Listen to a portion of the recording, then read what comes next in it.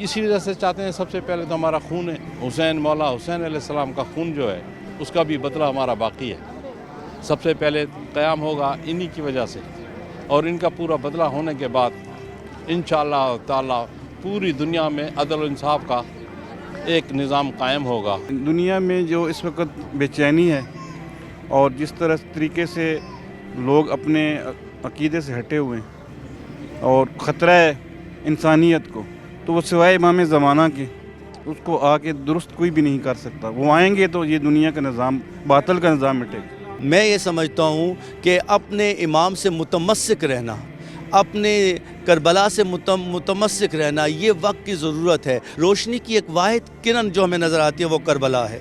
जो खादमीन है, वो जो मुलाजमीन है, वो भी बहुत प्यार से, किसी के हाथ में डंडी नहीं है, किसी के हाथ में रिवाल्वर नहीं है, एक फूल है, जो भीड़ हो जाती है तो फूल का इशारा करते वो आगे चले जाते हैं, बहुत सुकून आता है।